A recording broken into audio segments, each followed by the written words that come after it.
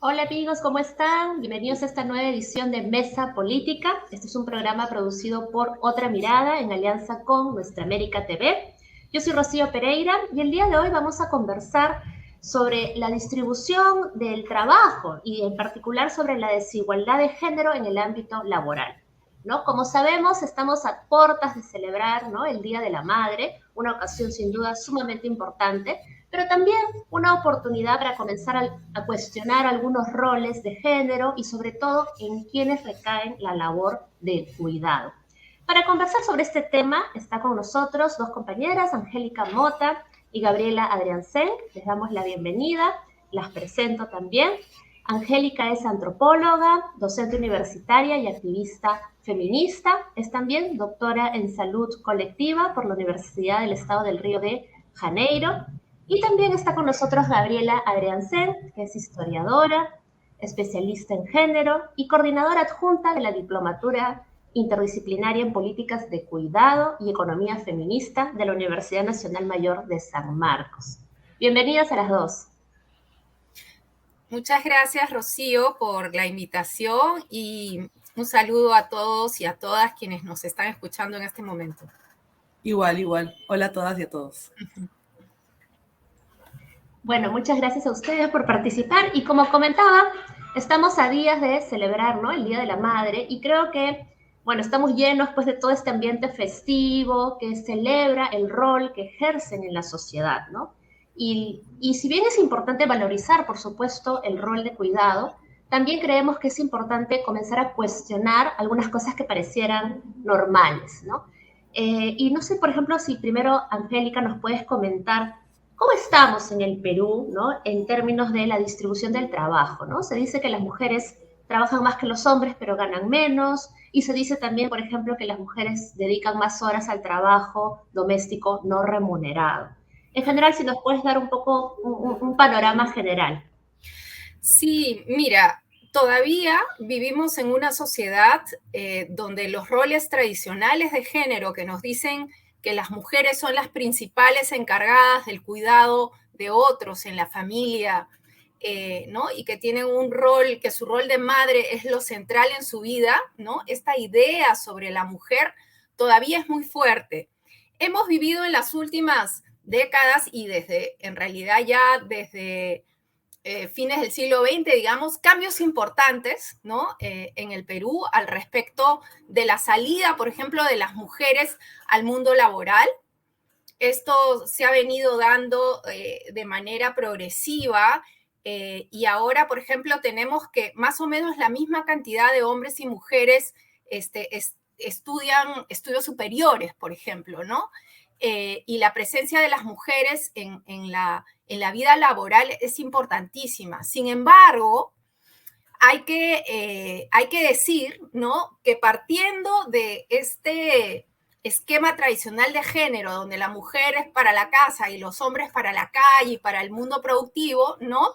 Se han dado estos cambios y la mujer se ha incorporado cada vez más al mundo del trabajo y productivo, pero lo que no ha ocurrido es que los hombres se incorporen en la misma medida al trabajo de cuidado y al trabajo doméstico. Es decir, tenemos una tendencia según la cual las mujeres han salido con todo a la vida pública, al mundo laboral, pero eso no ha tenido como contrapeso que los hombres se involucren en el trabajo de cuidado. Entonces, hay un desbalance, porque las mujeres nos estamos volviendo supermujeres, ¿no? Esta idea de que la mujer puede, con el trabajo en la calle, digamos, productivo, en la casa, también en las comunidades, ¿no? Esta idea de esta triple jornada, y sin embargo no hay una medida, digamos, compensatoria de repartición de los cuidados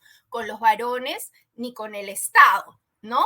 Entonces, las mujeres estamos sobrecargadas y eso es todavía un tema pendiente. Y hay que decir que en la manera de pensar que tenemos peruanos y peruanas, este rol materno y de cuidado de otros todavía está muy fuertemente ligado con el rol de la mujer y de la madre, ¿no? Una encuesta de Relaciones Sociales, la ENARES, si no me equivoco, del 2019, nos dice a nivel nacional que todavía casi el 53% de peruanos y peruanas, o sea, más de la mitad de peruanos y peruanas, piensa que la mujer debe cumplir su rol de madre y esposa y luego de eso recién sus sueños, sus aspiraciones más personales, individuales. Más de la mitad de los peruanos y peruanas todavía tenemos esa manera de pensar. Entonces, eso hace que se sostenga esta distribución injusta del trabajo, ¿no? Y así, por ejemplo, la encuesta, bueno, hay una encuesta de uso del tiempo, ¿no? Que ya tiene sus años, que se hizo por última vez en el 2010, y hay que llamar la atención ahí del Estado peruano porque deberíamos tener datos más actualizados, ¿no? Ya toca una nueva encuesta de uso del tiempo, pero la última, lo que... Sí, a propósito de eso, vi que es una encuesta más reciente, ¿no? Pero creo que la sacó el IEP, que también mide justamente el uso del tiempo. A eso quería llegar. Tenemos dos referencias, ¿no?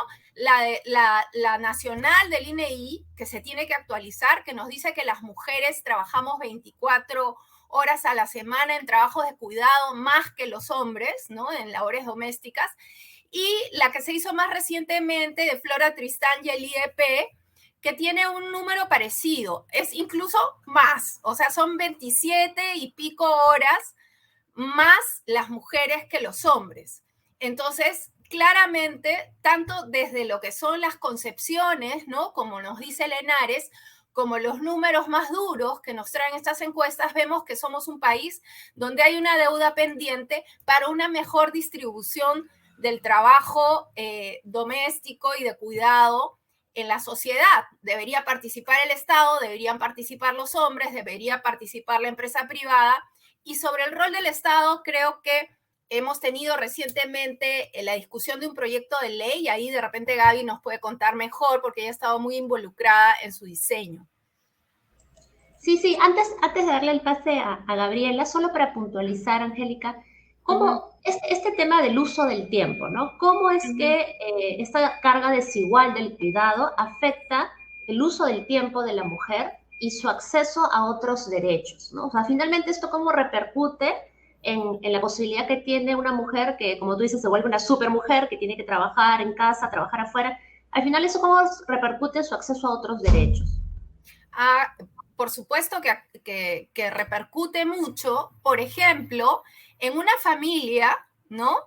Cuando tú tienes hijos hombres, hijas mujeres y pocos recursos, como es el caso de muchas familias en el ámbito rural, ¿no? Donde hay pocos recursos, la escuela está lejos, implica bastante tiempo, ¿no? Irse a estudiar, más el tiempo que te quedas en la escuela. Entonces, las familias, si tienen que escoger qué hijo o hija va a la escuela, optan por los hijos varones, ¿no? Yo hace muy poquito estuve haciendo un recojo de información en una comunidad shipiba en Lima, ¿no? Que es la comunidad de Cachahuacra.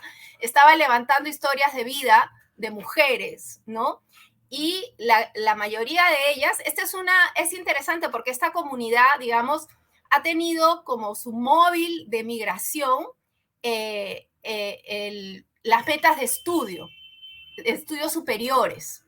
Entonces, ahí, por ejemplo, he podido ver cómo estas metas de estudios superiores se cumplen sobre todo para los hombres, con muchas dificultades, porque también es una comunidad con mucha pobreza, pero se ha hecho un gran esfuerzo en las familias para que los chicos lleguen, ¿no? A tener estudios, y no ha sido el caso de las mujeres, ¿no? Entonces, esto es algo que sigue operando de esa manera en el Perú. Cuando hay pocos recursos, se escoge que los hombres vayan a la educación porque las mujeres se tienen que hacer cargo de los hermanos, ¿no? Y ya luego el tiempo no les da, ¿no? El tiempo de las mujeres, como tú señalabas, el uso del tiempo, está muy marcado por la gran cantidad de labores de cuidado que deben de hacer, no solamente cuando son madres, cuando son pequeñas también, y este es el caso que estoy mencionando, cuidando a hermanos, a hermanas, ¿no? Y dejando de estudiar o postergando metas laborales y también, lo cual es muy importante, las mujeres tenemos menos horas de ocio que los hombres, ¿no? Que son tan importantes para una vida saludable también, ¿no? El tiempo libre para hacer un poco lo que te dé la gana, ¿no? La salud para mental. poder volar la imaginación y hacer lo que tengas ganas de hacer. Entonces, esas son cuestiones muy importantes de las cuales las mujeres disponemos de menos tiempo para hacer porque le damos más al trabajo de cuidado, ¿no? Gracias, Angélica. Y bueno, sin duda, como bien dices, no solo se evidencia esto cuando son madres, ¿no? Sino en realidad a lo largo de las distintas etapas del ciclo de vida, ¿no? Y ahora vamos a conversar un poco sobre qué se puede hacer, ¿no? Se habla de este famoso Sistema Nacional de Cuidados, ¿no? Entonces ahí tal vez, Gabriela, nos puedes comentar un poco de qué se trata esto. Es algo que creo que en otros países ya se está comenzando a implementar, en algunos países de la región, pero en Perú todavía suena como algo muy novedoso. Entonces, ¿de qué se trata y qué pasos ya hemos dado hasta ahora? Perdón, de acuerdo. Quería, antes de pasar a eso, decir un par de datitos de lo que estaba comentando Angélica, ¿no? Siempre decimos, como dice Angélica, que hay 24 horas de diferencia entre los hombres y las mujeres en esta encuesta nacional del uso del tiempo, pero cuando hablamos de mujeres casadas o convivientes, esto sube a 33 horas, ¿no? Entonces, de alguna manera ese es el promedio. Entonces, es importante que veamos que, de todas maneras, la maternidad, incluso la pareja, a veces incluso sin hijos, supone mayor tiempo dedicado al trabajo doméstico y de cuidado, ¿no? Son horas a la semana, ¿verdad? Son horas a la semana. Sí, a la semana. Entonces, estamos hablando de un medio tiempo, ¿no? Y incluso más en este caso, ¿no? Entonces, lo que necesitamos tener claro, y eso es algo que tendría que hacer la ley después, es tener claro cuántas mujeres, que más o menos podemos saber que de 10 mujeres, 6 están en el mercado de trabajo y 4 no. Esas 4, algunas será porque estudia, otra efectivamente porque tiene tareas de cuidado, quizá hay un porcentaje de personas con discapacidad. Necesitamos tener más claro ese panorama, ¿no? Y en el caso de los hombres son 8 de cada 10. Veía un texto de Tamia Quintanilla, Tamia Lavado, que nos hablaba de que el promedio de educación, como decía Angélica, ¿no?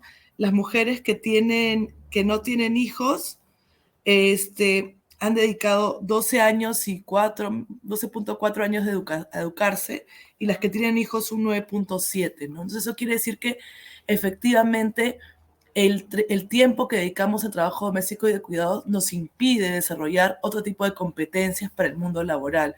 Y eso va a hacer que las mujeres estén justamente en esos trabajos menos remunerados, menos calificados, obviamente, baja productividad, bajos salarios y bajos, digamos, prestaciones sociales, que es lo que siempre decimos, ¿no? Entonces, en América Latina, sobre todo, ¿no? Que no hemos tenido estados de bienestar, como por ejemplo los han tenido en Europa, hemos empezado a pensar desde aquí también cómo resolver este problema, ¿no? Cómo resolver esto que llamamos la división sexual del trabajo, es decir, que la mayoría de personas que se dedican al cuidado y al trabajo doméstico sean mujeres, ¿no? Entonces se empezó a hablar de la necesidad de ver a los cuidados, porque claro, antes hablábamos de trabajo doméstico, amas de casa, que sin duda alguna es una manera adecuada de afrontar el problema. Pero cuando hablamos de cuidados, hablamos de un derecho. La idea de que todas y todos tenemos derecho a recibir cuidados y a brindar cuidados en igualdad, que no va a depender del dinero que yo tenga para poder brindarle a mis hijos o a mis hijas un cuidado adecuado, ¿no? Entonces, la idea es que se empezó a hablar de los derechos al cuidado. La CEPAL ha sido un actor importantísimo en las diferentes conferencias de la mujer. Se empezó a hablar del tema de cuidados, desde 2007 en Quito se fue la primera mención y luego ha ido profundizándose este derecho, ¿no? Esta reflexión sobre el derecho al cuidado. Y Uruguay, en el momento que estaba el Frente Amplio en el gobierno, lanza que allí se llama Sistema Nacional o Sistema Integral de Cuidados, ¿no? Que era la idea justamente de crear un sistema que pudiera visibilizar esta necesidad y de alguna manera generar un trabajo coordinado entre diferentes sectores del gobierno, ¿no? Porque este no es un problema que solamente competa a un a un sector, o sea, incluso no solamente a un ministerio, sino también a los gobiernos locales, como decía Angélica, las familias, la comunidad, etc. ¿no? Entonces, Perú primero lo incorporó en la Política Nacional de Igualdad de Género en el 2019 y lo puso como un objetivo un lineamiento dentro de los temas de derechos sociales y económicos de las mujeres, y por eso está en el Ministerio de la Mujer, porque el problema afecta principalmente a las mujeres. La mirada tradicional ha mirado el desarrollo de los niños y las niñas, que es muy importante, pero la otra cara de la moneda son las mujeres que mayormente cuidan a estos niños y estas niñas. Entonces tenemos que tener un enfoque, si queremos integral, un enfoque de género, ¿no es cierto?, que visibilice el impacto claramente diferenciado en las mujeres en este caso, ¿no? Entonces, ¿actualmente existe una política de cuidados, o todavía no está ni siquiera sobre la mesa? ¿O qué existe como política pública? Lo que pasa es que, de alguna manera, como te decía, no estaba enfocado como cuidados, ¿no? Tenemos, por ejemplo, la Política Nacional de Personas Adultas Mayores, que se promulgó en el 2021, menciona el tema de cuidados. No lo hace, por ejemplo, la política de infancia. Sí lo hace la política de personas con discapacidad. Entonces, está mencionado como lo hace la política de igualdad de género, que te plantea la necesidad de un sistema nacional de cuidados.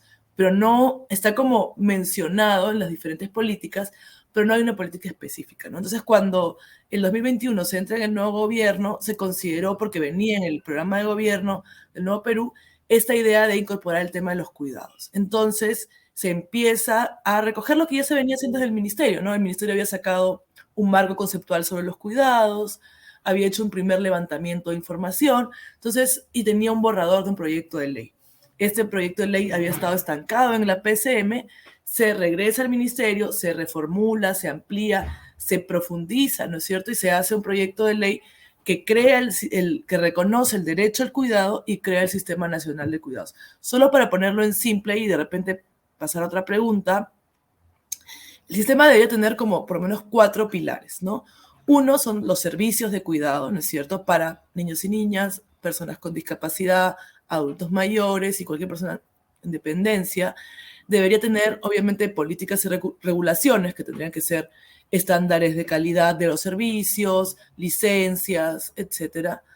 Formación y certificación. Hay mucha gente que se dedica al cuidado y que le serviría mucho, tanto a la persona que brinda el trabajo como a quien lo recibe, estar certificado que tiene las competencias adecuadas para brindar ese servicio, ¿no? Y finalmente, un tema de comunicación o cambio de imaginarios, un poco lo que dijo Angélica, de cómo tenemos que cambiar las mentalidades de la sociedad para que dejen de considerar el cuidado como una tarea inherente a las mujeres, ¿no?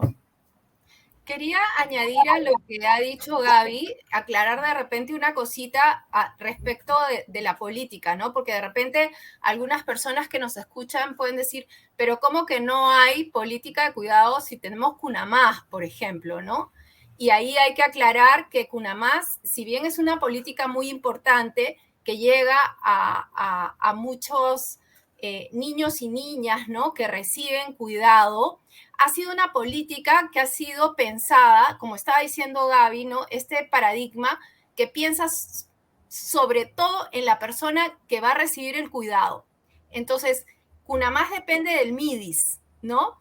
Y está pensando sobre todo en personas vulnerables como los niños y las niñas, y no está pensando tanto en las mujeres, digamos, como recibiendo el derecho a ser descargadas del cuidado, ¿no? Y en ese sentido, como no hay una perspectiva de género, por ejemplo, esta política que es CUNAMAS depende del trabajo de mujeres cuidadoras, ¿no?, de madres cuidadoras, a quienes no se les paga un sueldo propiamente, ¿no?, sino que se les dan propinas. Y entonces ahí el propio Estado está incurriendo en la desvalorización del trabajo de cuidado, ¿no? Y está reproduciendo todo un esquema donde este trabajo de las mujeres no es considerado propiamente trabajo, ¿no? Entonces, el Estado tiene el deber de hacer políticas transformadoras en ese sentido. No, pero es muy grave lo que señalas, ¿no? Porque, claro, bajo esta idea de descargar a la mujer y darle una alternativa, al final el Estado termina trasladando la carga en otra mujer y que además lo hace no lo hace de la manera más óptima porque no está siendo remunerada como correspondería, ¿no? Es muy grave lo que señalas. Así es. Y creo que en términos de política pública, otra cosa a la que le tenemos que poner mucha atención y creo que tiene una importancia y un potencial muy grande para transformar este problema, ¿no?, de injusticia en la repartición de los trabajos de cuidado, es la escuela. Porque en la escuela se puede, con una política educativa con enfoque de género, finalmente se pueden trabajar este conjunto de estereotipos con chicos y chicas desde que son muy pequeños, ¿no? Para que, digamos, se desprendan de prejuicios respecto a una división sexual del trabajo, como lo decía Gaby, donde hay roles muy estereotipados para hombres y para mujeres, ¿no? Y de construir eso, ¿no? Transformar esa mentalidad, claro, lo podemos hacer desde diferentes sectores de la sociedad, creo que todos, todas y todos estamos ahí con una responsabilidad, ¿no?, al respecto de construir estos estereotipos, pero la escuela tiene un rol fundamental, ¿no?, por su llegada amplia a un conjunto, bueno, a todos y todas, ¿no?, porque finalmente todos y todas pasamos por la escuela, ¿no?, idealmente, y más bien lo que tenemos hoy en día es una oposición muy grande, sectores políticos que además en este momento tienen mucho poder, que se están dedicando a bloquear todo tipo de iniciativa que busque justamente generar mayor justicia e igualdad en este sentido, ¿no? Entonces yo creo que ahí este es un punto de agenda importantísimo que tenemos que mover las feministas, pero no solamente las feministas, sino todos y todas quienes quieren una sociedad más democrática, porque eso también es democracia, ¿no? En la casa, ¿no?, en esos roles de la vida cotidiana también se construye democracia. No, sí, no, muy bueno, Angélica, que lo pongas sobre la mesa, porque claro, sin un enfoque de género en la educación, sin una reforma en la educación con un enfoque de género que vaya en paralelo, no se van a lograr pues precisamente cambiar estos estereotipos de fondo que existen en la sociedad y no va a permitir, y por más política pública que saques o por más instituciones que se den, si no está la base fértil, ¿no?, que es las estructuras sociales finalmente, ¿no?, si el cambio cultural no se da de la mano, entonces va a ser muy difícil que una política de cuidados realmente pueda asentarse, ¿no? Pero yo quería terminar de entender esto del Sistema Nacional de Cuidados y tal vez ahí, Gabriela, nos puedes ayudar a puntualizar qué servicios son exactamente los que se darían, si son, por ejemplo, más cuna jardín, si son más apoyo técnico a quienes realizan el trabajo en el hogar, visitas domiciliarias, qué tipo de servicios son los que se incluirían y también a qué grupos, ¿no? Porque ustedes han mencionado los niños, personas con discapacidad, personas de la tercera edad, también saber si es que va a ser una política universal o focalizada a estos grupos. Perdón, estaba viendo las cifras para poder responder. Bueno, en primer lugar, efectivamente, hay que decir que el proyecto de ley de creación del sistema está en la Comisión de Constitución, ¿no?, porque como plantea reconocer un derecho y ha quedado ahí un poco entrampado, las congresistas y los congresistas no han querido aprobarlo, no han querido obviamente mutilar la parte donde dice el enfoque de género, porque ustedes saben que cualquier cosa que diga enfoque de género para ellos es el diablo, ¿no? Entonces, incluso han planteado que deberían primero consultar a la empresa privada acerca de qué cosa opina sobre este tema, ¿no? Entonces, hay siempre un reconocimiento de la maternidad de parte de los congresistas, pero a la hora de legislar sobre algo que pudiera mejorar la vida de las mujeres, no lo están haciendo, ¿no? Entonces, el sistema de cuidados, como hemos dicho, yo estaba viendo aquí una cifra de cuántos niños y niñas de 2 años, o sea, menores de 3 años, digamos, que es cuando empieza el ciclo regular educativo, tienen cobertura de servicios, estamos hablando del 15%.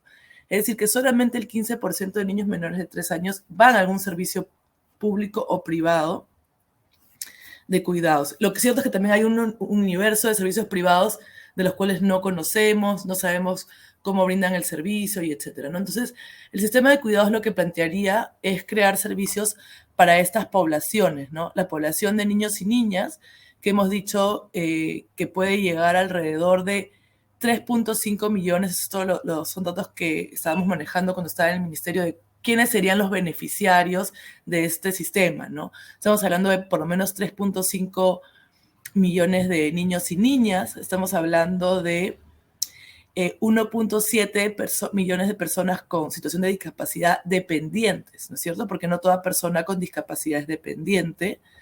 Y estamos hablando alrededor de, si no me equivoco, 700.000 personas adultas mayores que mayores de 65 años que tienen algún nivel de dependencia, ¿no? Entonces, estamos hablando de cerca de casi 6 millones de personas, ¿no? Entre niños y niñas, personas adultas mayores y personas con discapacidad. Estamos hablando de... Sería focalizado a estas sobre todo, no sería universal. No, sí, sería... A ver. La idea es que el derecho sea universal y la idea es que en un país como el nuestro, donde lastimosamente los recursos son limitados, vamos a avanzar progresivamente a ciertos niños y niñas, ¿no? Por ejemplo, en realidad el cuidado no se acaba a los 5 años, ¿no es cierto? Los adolescentes también requieren cuidados, requieren estar acompañados. Una estrategia ahí muy útil es la jornada educativa completa, por ejemplo, para que puedan estar más tiempo en la escuela y no estar solos en casa. Pero efectivamente, un primer momento tendrá que ser aquellos más vulnerables o que requieren más cuidado, ¿no? Porque lo que también se dice es que el cuidado es un derecho humano porque cualquiera en cualquier momento del ciclo de vida requiere cuidados, pero sin lugar a dudas, ya sea que te enfermas, tienes un accidente, pero sin lugar a dudas, los cuidados con mayor demanda se dan al inicio de la vida y al final de la vida, ¿no es cierto? Entonces, son estas personas, niños y niñas, y estas personas adultas mayores las que más requieren cuidados. Entonces necesitaríamos sistemas de cuidado para los niños y niñas, también espacios de cuidado diurno o casas del adulto mayor, lo que podríamos decir. Lo mismo para personas con discapacidad, que hay mucha demanda porque muchas veces no van a la escuela, necesitan desarrollar competencias, aprendizaje y etcétera, los niños y niñas con discapacidad. Entonces, es básicamente, exactamente, las terapias ocupacionales que se llaman. Entonces, sin lugar a dudas, estamos dando ese tipo de servicios, ¿no? Y hoy en día vemos que el Estado cubre muy poco, ¿no? Angélica hablaba de CUNAMAS. CUNAMAS cubre menos del 5% de la demanda. Entonces, finalmente, lo que necesitamos es cuando hablamos de focalización, hablamos de, por ejemplo, eso, ¿no? Pobreza o extrema pobreza. Pero quienes necesitan cuidados son la mayoría, toda la sociedad necesita. Y no debe depender de los recursos que tenga. Y solo quiero acabar con este datito. Una mujer, mientras más hijos tenga, tiene más probabilidades de trabajar en la economía informal, ¿no? Si no tiene hijos, será 65%. Y si tiene 3 hijos o más, será 83% de mujeres que estarán en la economía informal, ¿no? Probabilidad de que estén en la economía informal. Entonces, hay varios digamos, números que nos invitan a pensar en la importancia de un sistema nacional de cuidados que piensen las mujeres y también en las poblaciones que lo requieren, ¿no? Entonces es necesario que sigamos hablando del tema porque se hace urgente para nuestro país. Sí, no, gracias Gabriela por plantear el estado de la cuestión, de cómo vamos.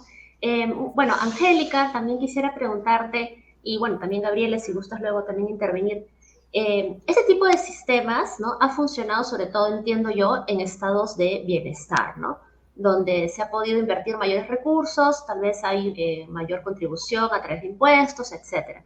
Pero en un país como el Perú, donde tenemos pues todavía dificultades en términos de buena recaudación tributaria, altas tasas de informalidad, como se ha mencionado, esta reforma del sistema de cuidados requiere también pues una reforma económica, sin duda, ¿no?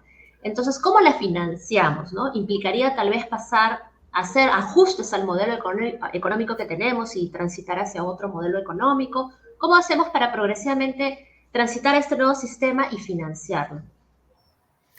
Bueno, yo creo que efectivamente financiar una política como esta requiere que se destine una cantidad importante, ¿no?, de recursos económicos, y una manera de hacerlo es a través de una recaudación más efectiva, ¿no? En nuestro país no existe una recaudación efectiva de impuestos, ¿no? Hay mucha evasión, mucha elusión, Inclusive hay mucha permisividad de las autoridades de acceder, por ejemplo, hace poco hemos visto que el Tribunal Constitucional, ¿no?, le perdonó las moras tributarias a un conjunto de empresas muy grandes, muy importantes, por cantidades exorbitantes de dinero, ¿no?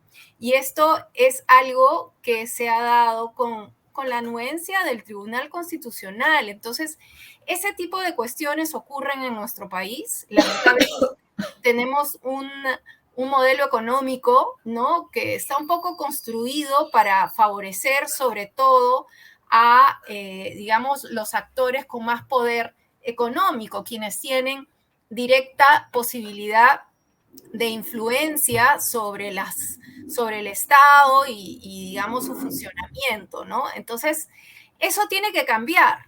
Eso tiene que cambiar. En nuestro país se está discutiendo, o por lo menos las calles hablan, ¿no?, desde hace meses, y están diciendo que deberíamos tener un cambio de constitución, y creo que ese reclamo del cambio de constitución, lo que tiene detrás, ¿no?, más allá de si se da a través de la constitución o no, porque la constitución nunca es suficiente, ¿no?, es un cambio de modelo económico, ¿no? La gente está pidiendo un cambio, una nueva manera, ¿no?, de organizarnos y nuevas reglas del juego para nuestra vida social, incluida nuestra vida económica. Y, por ejemplo, en ese sentido, desde la economía feminista se ha discutido mucho, ¿no?, todas las críticas posibles a este modelo económico y a estas ideas de desarrollo económico que vienen con el modelo neoliberal, ¿no?, que es esta etapa del capitalismo que nos ha tocado. Y entonces hay un conjunto de cuestionamientos a cómo este modelo se constituye. Y nosotras en realidad también queríamos aprovechar este espacio, Rocío, para invitar, ¿no?, a las personas interesadas en estos temas a acercarse un poco a la oferta que estamos haciendo de un diplomado sobre políticas de cuidado y economía feminista en la Universidad de San Marcos, ¿no? Y justamente este es un espacio en el cual nosotras estamos buscando generar un espacio de discusión respecto a esta necesidad de pensar en una nueva manera de organizarnos como sociedad, ¿no? Y esto es válido para Perú, América Latina y a nivel global. En realidad necesitamos nuevos paradigmas económicos que permitan, ¿no?, poner la vida en el centro, que es a lo que digamos, ha estado abocado el movimiento feminista en la construcción de estas ideas, de este pensamiento, de estas teorías, ¿no? La idea es que se debe colocar la vida en el centro. El valor de la vida tiene que estar en el centro para la organización de la política y de la economía, ¿no? ¿Esto qué querría decir en términos específicos, digamos, a tu pregunta? Que el Estado, en vez de favorecer a las grandes empresas, ¿no?, perdonándoles sus moratorias, por ejemplo, de impuestos, ¿no?, debería generar políticas efectivas y eficientes para recaudar impuestos, ¿no?, cargando, por ejemplo, un impuesto a los más ricos. Esto se discutió en los tiempos de la pandemia, ¿no? ¿Por qué las grandes fortunas no están cargadas con un impuesto? Se hace en otros contextos, ¿no?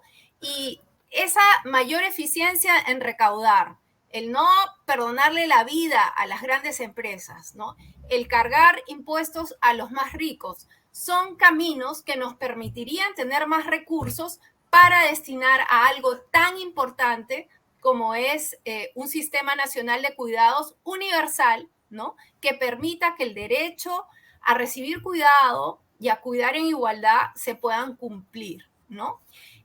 Y bueno, he aprovechado para hacer mi cherry sobre el diplomado de economía feminista, y quiero señalar que los feminismos han venido pensando estos temas ya hace varias décadas, ¿no?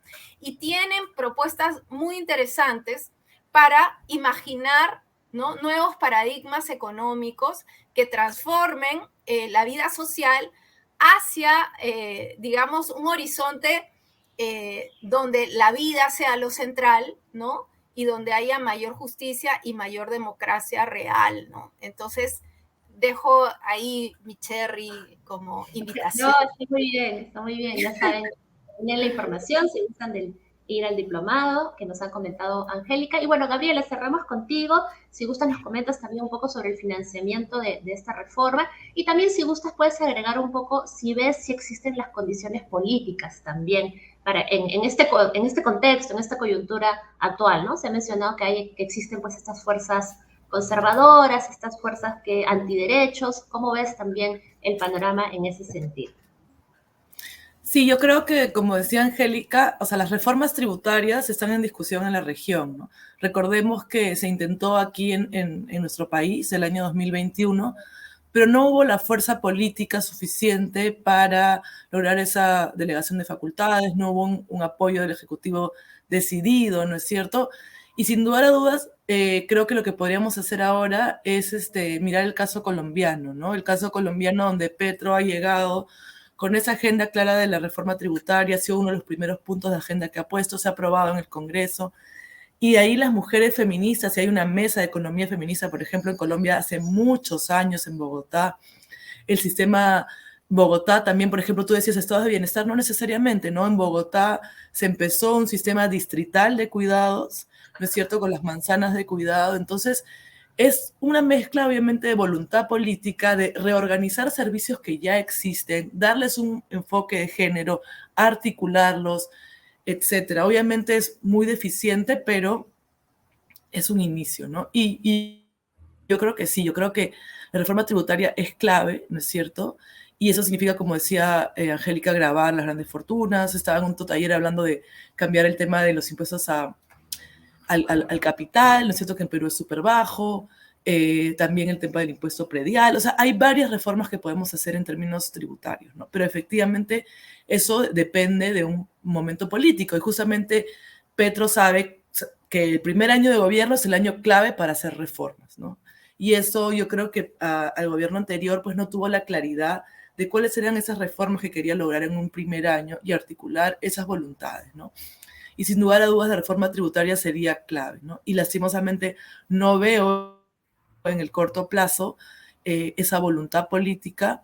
Creo que nos va a tocar a nosotras seguir posicionando el tema, porque efectivamente hay mucha gente que dice, bueno, ¿para qué vamos a querer mayor recaudación si el Estado es tan ineficiente en sus gastos? Ese es un discurso que está muy presente, y bueno, lo que tenemos que hacer nosotras, las feministas, etcétera, es exigir estos cambios porque eso tiene un impacto directo en nuestras vidas, ¿no? Y empezar a dar esos ejemplos de qué servicios requeriríamos. También exigir a los gobiernos regionales. Hay una serie de recursos que también tienen los gobiernos regionales, y entonces hay ahí que repensar un poco cuál es el rol también de los partidos políticos, pero también de la sociedad civil. Y poco a poco lo estamos haciendo, ¿no? Ya un grupo de mujeres feministas estamos empezando a juntarnos para hablar de los cuidados, porque de alguna manera tiene que hacerse la conversación, ¿no? Y yo no quería también dejar de la oportunidad para hacer el cherry que decía Angélica. Tenemos la diplomatura hasta este lunes 15 de mayo, y por eso quería decirlo, están vigentes las becas Ana Tallada Latindad, que son 8 becas para América Latina, el Caribe, 2 para el Perú, para poder estudiar el diplomado, ¿no? Es un diplomado 100% virtual, de 8 meses. ¿Cuándo empieza el diplomado? Empezamos el 5 de junio, así que hemos extendido un poco la matrícula y la oportunidad para postular a la beca, así que tienen hasta el lunes 15 de mayo para poder postular. Las invito a hacerlo. En San Marcos, ¿verdad? Así es por la Universidad Nacional Mayor de San Marcos, una diplomatura interdisciplinaria en políticas de cuidado y economía feminista. No tengan miedo, no tienen que ser economistas para llevarla. Sí vamos a tener bases económicas, vamos a tener profesoras economistas, ¿no? Y tenemos un video justo sobre el financiamiento del cuidado que hemos subido al Facebook ayer, de Verónica Serafini, donde habla cuáles son las alternativas para el financiamiento. Entonces, la idea es un poco que vamos a discutir esos temas con diversos profesionales, así que les invitamos a seguir nuestras redes de políticas de cuidado y economía feminista y postular hasta el 15 de mayo. Muchas gracias, Rocío. Perdona los chats. Oh, gracias a ustedes, gracias Gabriela. Rocío, Gracias, Angélica. una última cosita que quería decir a propósito de que este es un programa de cara al Día de la Madre, ¿no? En nuestro país, las mujeres todavía no vivimos maternidades libres. En nuestro país no podemos decidir de manera libre. Tenemos muchas niñas que han sido violentadas sexualmente y son obligadas a ser madres. Y de cara al Día de la Madre, esa también es una deuda pendiente del Estado con nosotras, ¿no? El poder legalizar el aborto, ¿no? Que tengamos servicios de aborto para las mujeres, porque de todas maneras las mujeres que quieren abortar lo van a hacer, pero lo hacen en condiciones clandestinas y eso no puede seguir así. Y creo que eso de cara al Día de la Madre es importante decirlo también, ¿no? Aborto legal, seguro, libre y gratuito necesitamos en el Perú.